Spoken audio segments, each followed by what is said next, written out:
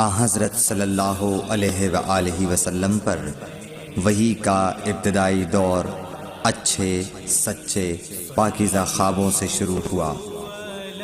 آپ خواب میں جو کچھ دیکھتے وہ صبح کی روشنی کی طرح صحیح اور سچا ثابت ہوتا۔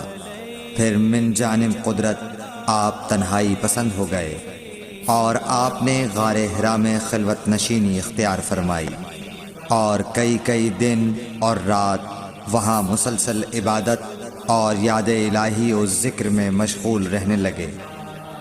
جب تک گھر آنے کو دل نہ چاہتا توشہ ہمراہ لیے ہوئے وہاں رہتے۔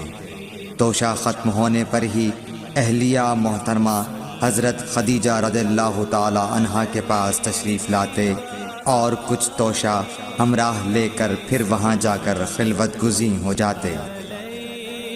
یہی طریقہ جاری رہا یہاں تک کہ آپ پر حق منکشف ہو گیا اور آپ غار حرا ہی میں قیام پذیر تھے کہ اچانک حضرت جبرائیل علیہ السلام آپ کے پاس حاضر ہوئے اور کہنے لگے کہ اے محمد پڑھو۔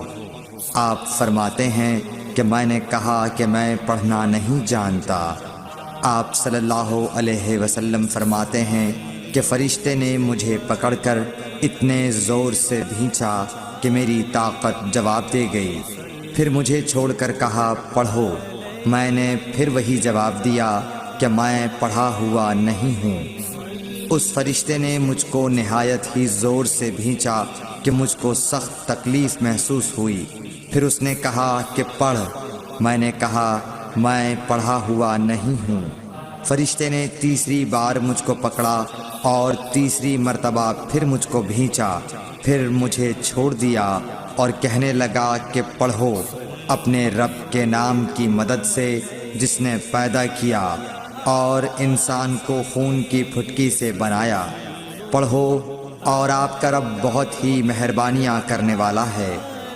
بس یہی آیتیں آپ حضرت جبرائیل علیہ السلام سے سن کر اس حال میں غار حرا سے واپس ہوئے کہ آپ کا دل اس انوکھے واقعے سے کانپ رہا تھا۔ آپ حضرت خدیجہ کے ہاں تشریف لائے اور فرمایا کہ مجھے کمبل اوڑھا دو، مجھے کمبل اوڑھا دو۔ لوگوں نے آپ کو کمبل اوڑھا دیا۔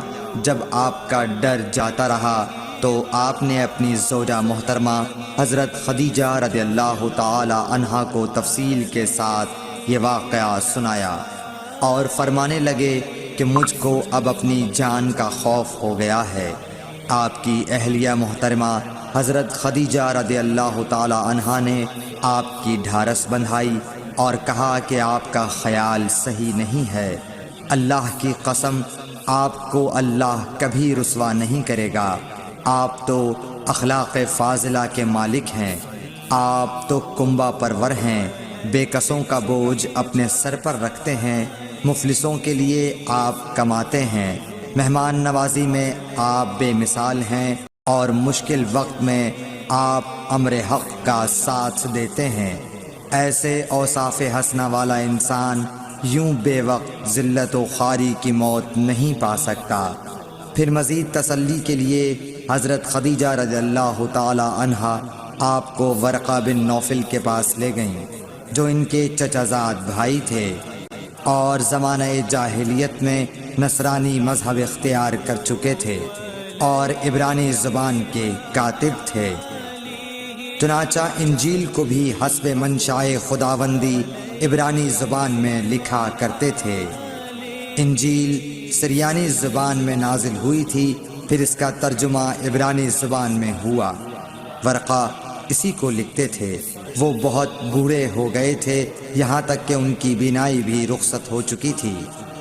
حضرت خدیجہ رضی اللہ تعالی عنہا نے ان کے سامنے آپ کے حالات بیان کیے اور کہا کہ اے چچا زاد بھائی، اپنے بھتیجے محمد صلی اللہ علیہ وسلم کی زبانی ذرا ان کی کیفیت سن لیجئے۔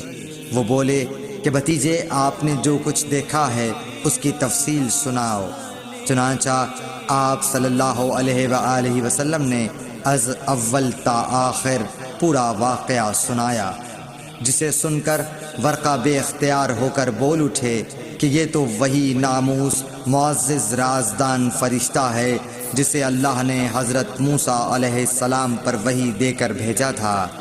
کاش میں آپ کے اس عہد نبوت کے شروع ہونے پر جواں عمر ہوتا، کاش میں اس وقت تک زندہ رہتا جب کہ آپ کی قوم آپ کو اس شہر سے نکال دے گی۔ رسول کریم صلی اللہ علیہ وآلہ وسلم نے یہ سن کر تعجب سے پوچھا کہ کیا وہ لوگ مجھ کو نکال دیں گے، حالانکہ میں تو ان میں صادق و امین و مقبول ہوں۔